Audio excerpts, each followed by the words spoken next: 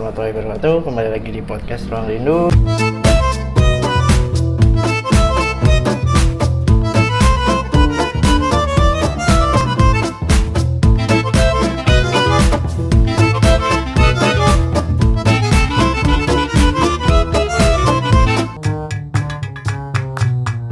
Bersama gue Bang Ais.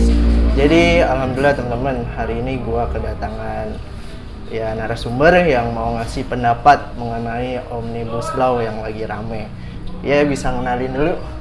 Iya, nama gue Benny Danu. Biasa anak-anak manggilnya Genai, atau Bang Ben. Ya jadi, ini sih di sini lah ya.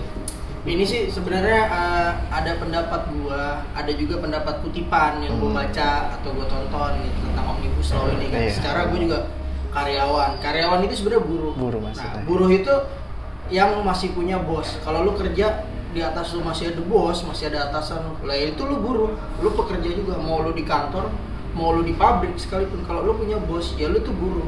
Tuh. Ya, jadi gitu guys, kita hari ini pembahasan yang cukup menarik tentang Omnibus Law. Dan ini di belakang gue ini ya dibilang seorang buruh ya, seorang buruh bekerja. Jadi di sini dia mau jatuhnya sih ngasih aspirasi pendapat mengenai Omnibus Law.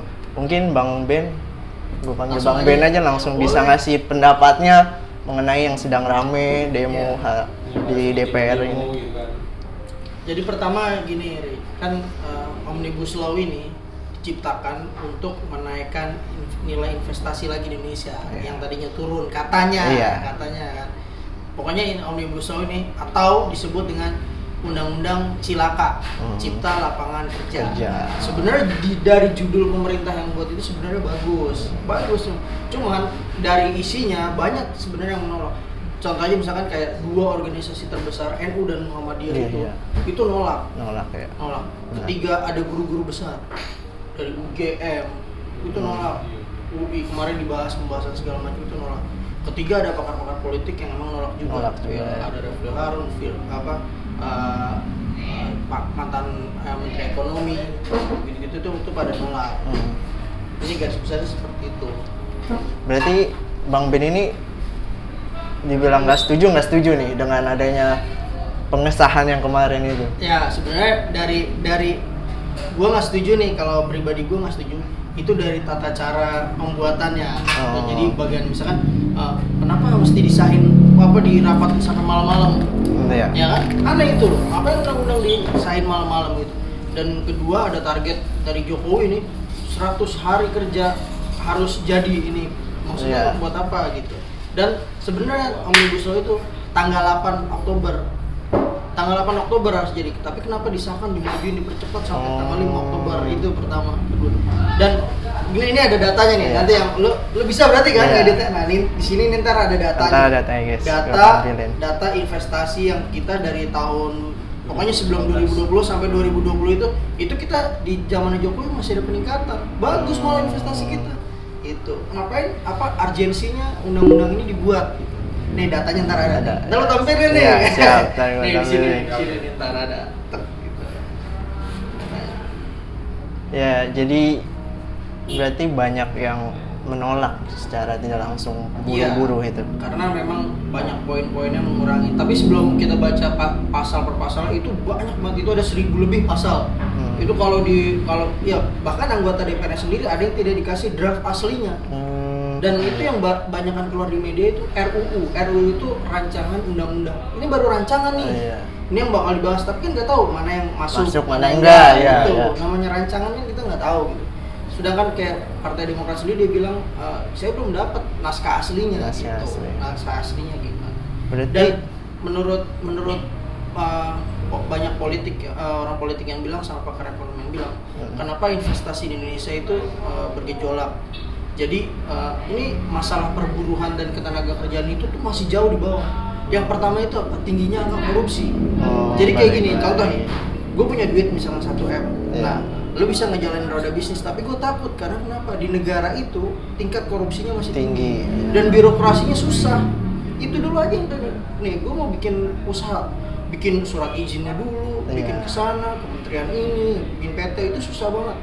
Dan itu katanya yang biasa ngebuat itu pakai ada uang ini lah. Ya paham. Nah, itu yang bahaya. Sebenarnya itu yang harus dihabisin. Baru nanti ke bawah-bawah buruh dilihat apa yang kurang-kurang segala macam gitu. Tingkat korupsinya masih tinggi berarti. Masih tinggi. Memang Indonesia itu kekurangan orang jujur ya. Iya pasti. Tapi menurut Bang Bin nih pandangan kan gue baca juga di Instagram berita-berita bahwasanya yang RU yang di rame itu katanya itu hoax. Ya itu kan, yang katanya polisi juga lagi mencari siapa yang membuat hoax itu gitu. Makanya gue yang bilang tadi ini kan RUU ini yang jadi pembahasan ini tuh sudah kemana-mana pembahasannya. Jadi yang draft aslinya ini kita belum tahu. Jadi pemerintah selama ini cuma wah itu hoax tuh, yang benar tuh seperti ini. Ya udah sebut buka aja draft aslinya. Seperti apa ya pembahasan gitu. Yang tadinya di RUU seperti ini tiba-tiba jadinya ini jadi ini gitu. Cuman sebenarnya sih kayak Sri Mulyani juga pernah ngomong atau Jokowi juga pernah ngomong. Pembuatan undang-undang itu jangan sampai ada ini gelapnya, penumpang gelap di situ gitu. Jadi menitipkan undang-undang karena dia punya usaha di situ, dia pengen ngegolin itu gitu. Itu harus hati-hati sebenarnya. Jadi pembahasannya seperti itu. Nah, sedangkan gini Ri, sebenarnya di ketenagakerjaan itu udah ada Undang-Undang Nomor 13 itu. Undang-Undang Nomor 13 tuh mengatur semua ketenagakerjaan tuh. PHK, pesangon di situ ada semua, cuti segala macam itu ada semua. Nah, urgensinya apa? Ada Omnibus Law ini, sedangkan di Undang-Undang Tenaga Kerja Nomor 13 itu ada. Nah, di Undang-Undang Nomor 13 ini banyak perusahaan yang belum nurut sama Undang-Undang Nomor 13 ini. Contoh kayak UMR. Contoh kayak UMR aja. Iya, gaji. Banyak nggak? Atau lo sebagai pekerja, patokan gaji lu masih UMR kan? Tapi kadang pernah nggak dapat di bawah UMR? Masih banyak. banget. Itu aja masih banyak PR, masih banyak pekerja yang di bawah UMR, masih banyak orang yang di PHK tanpa ada alasan. Tanpa ada yang diikutin di nomor 13 itu. Di situ kan dapat kalau nggak salah 35 kali gaji. Sedangkan di PHK ya udah PHK aja gitu dengan alasan kayak sekarang nih Covid gitu. Sebenarnya udah buruh ini udah ditekan parah di Covid ini. Pertama kayak kemarin Lebaran THR banyak nggak yang dipotong? Banyak turun juga. Buruh yang dipotong atau tidak turun tuh THR. Kedua gajinya dipotong gara-gara pandemi Covid ini. Bilang karena perusahaan sedang merugi segala macam. Itu bisa kan kayak gitu? Itu udah susah berarti ditambah lagi Omnibus Law apa nggak usut gitu kan? Iya sih benar. Jadi ya wajar sebagai buruh juga turun ke jalan aksi. Pasti kan situ. Jadi mungkin kalau yang kemarin demo sebenarnya itu kan demo itu hak konstitusi dilindungi undang-undang. Tapi ketika itu anarkis memang agak salahnya juga. Kenapa mesti anarkis gitu? Dan yang banyak kemarin itu sebenarnya mahasiswa sama STM atau anak-anak sekolah. Karena nanti kedepannya mereka yang menjalani itu. Setelah lulus kayak Aris sekarang sedang sidang. Habis sidang kan otomatis nanti mau kerja nih di perusahaan. Dia jadi pekerja juga, jadi buruh juga. Di situ ada Undang-Undang Nomor 13, ada Omnibus Law lagi, apa nggak usut gitu kan? Apalagi ada sistem kontrak juga katanya di situ. Ya kan kita mau jadi pekerja tetap. Kalau karyawan tetap ibaratnya ente punya planning ke depan nih. Beli rumah, nyicil 10 tahun gitu, ada cicilan atau apa gitu. Jadi aman gitu ya. Nah, yang kita takutin sebenarnya gini. Yang kita takutin ke depan, mungkin ke depan ya. Ya sebagai ini juga lah, sebagai gambarannya ke depan. Takutnya yang anak-anak nanti ini, lulusan sekarang itu nanti easy hiring, easy firing. Jadi lu gampang masuk kerja, tapi lu mudah untuk dipecat dari undang-undang itu yang ngeri sebenarnya. Jadi perusahaan juga bebas mem-PHK karyawan kapan aja gitu kalau misalnya kita nggak lewat Omnibus Law itu karena outsourcing itu. Tapi poin dari Omnibus Law itu yang merugikan apa aja sih Bang? Mungkin biar tahu semua nih teman-teman, kan banyak juga yang ya ikut demo doang tapi nggak tahu isinya dan maksudnya itu apa gitu. Nih, satu aja ya, itu kan ada 1000 pasal yang bakal kita baca. Ini satu aja cukup. Misalkan jumlah pesangon yang darinya 32 kali gaji itu 32 kali gaji. Jadi cuma 25. Dan itu berarti udah berkurang berapa tuh? Dari 32 ke 5. 25. Nah, dari 32 ke 25. 7. Kurang 7 kan? Kurang 7. Kali aja misalkan gaji lu 5 juta. kali itu kan udah lumayan kan? Iya, udah lumayan. 35 juta udah berapa kan? Iya. Dan dibaginya itu 19 kali gaji kalau nggak salah, dan 5 kali itu lewat kayak pelatihan buat kerja lagi segala macam. Sedangkan kalau umur lu misalkan di umur 30 lu kerja nih, 10 tahun kemudian lu di PHK kan, udah umur 40 tahun, ya mau kerja apa lagi 40 tahun? Benar-benar. Ya kan seharusnya dilindungi di situ, gitu. Ada undang-undang yang melindungi itu agar tidak terjadinya PHK. Tuh. Gitu. Berarti secara garis besar bisa juga nih perusahaan itu mem-PHK. Iya, lewat pasal pasal itu. Dan berkurang tuh, dari 30 kali jadi 20 kali gaji. Berarti menguntungkan buat pembisnis kalau kayak gini dong masuknya. Itulah makanya undang-undang ini dibentuk targetnya apa gitu. Sedangkan pekerja sendiri ya undang-undang 13 sendiri banyak yang nggak ngejalanin. Ditambah lagi omnibus law. Ya mungkin mau ada pandangan lagi, Bang Pak Ijri? Ya kita garis besar seperti itu, dan harus dilihat lagi benang merahnya dari awal kan. Kayak misalkan pertama undang-undang KPK gitu kan, kenapa harus diganti, terus pemerintah bilang enggak ini untuk memperkuat KPK segala macam, tapi pada kenyataannya sampai sekarang KPK diperkuat tapi belum lemah ya kan. Sekarang masyarakat tinggal yang punya jawaban seperti itu kan. Terus kedua undang-undang minerba, terus tambah terakhir nih sekarang SDM yang mulai diserang tuh, tenaga kerjaannya lewat undang-undang omnibus law. Ada beberapa undang-undang yang tahun ini memang banyak direvisi sih. Dan itu ya masyarakat bisa menilai sendiri apakah untuk rakyat atau untuk pengusaha. Iya benar sih. Jadi keuntungan ini bisa dibilang untuk pengusaha besar aja Bang. Nah, jadi untuk rakyat kecil itu sebenarnya untuk menjerumuskan banget gitu ya. Makin susah bro. Susah ya. Kira untuk rakyat kecil gitu. Emang satu keuntungan untuk pengusaha besar gitu kan kalau untuk omnibus law ini. Ya, gitu lah. Guys, jadi ya itu pandangan dari ya dibilang seorang buruh ya sebenarnya banyak sih ya Bang Beda.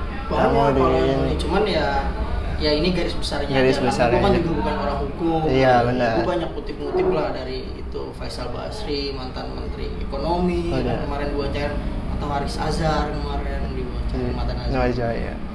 Mungkin ya sekarang mungkin Bang Ben ya bukan ngekritik sih, mungkin ngasih menyampaikan aspirasi atau tips buat itu penegak hukum, orang-orang besar di sana gitu. Ya intinya gini aja, kalau misalkan kita mau ngebahas undang-undang atau ngubah undang-undang ya cobalah pakai hati kecil gitu. Waktunya ini tidak tepat gitu. Lagi Covid gini ya itu lagi pandemi seperti ini, gaji buruh banyak yang dikurangin gitu. Beban kehidupan semakin berat, jangan dibikin tambah berat lagi, ada undang-undang baru macam lah. Ya cobalah pakai hati sedikit, nurani aja kita. Ya ini aja kita kayak kemarinnya pembagian bantuan segala macam masih banyak belum yang rata, itu aja pemerintah fokus loh untuk kesehatan masyarakat. Awal-awal ini lagi kayak begitu. Ini sampai sekarang aja sampai berapa sudah korban? 300 yang positif. 300.000 lebih. 300.000 lebih. Mau sampai menunggu 1 juta dulu baru pemerintah action di situ ya. Yalah, coba ini kita fokus kesehatan dulu, baru kita bahas investasi ke depan gitu. Sebenarnya bagus. Cuman ya caranya aja. Dan pekerja salah ya. Nah, kalau bisa pekerja di depan itu jangan dibikin mudah masuk tapi mudah di PHK ya. Kalau bisa mudah masuk tapi dijaga jaminan kehidupan yang depan gitu. Dan itu pasti ntar nambah nilai ekonomi di negeri ini, pasti nambah. Ketika buruh itu punya jaminan kesejahteraan, dia pasti nanti wah gue mau ngambil rumah, gue mau ngambil cicilan apa gitu. Jadi bertahap dia hidupnya. Jangan lagi seperti ini kita ditambah beban omnibus law. Iya sih, kacau. Iya. Kacau. Ya mungkin segitu udah Bang Bin. Siap. Ya mungkin ya segitu dulu podcast. Ya ini sih dibilang obrolan kopi lah kita. Ini sembari makan dulu. Dan makan sambil ngopi kita. Ya bilang mengkritik gitu.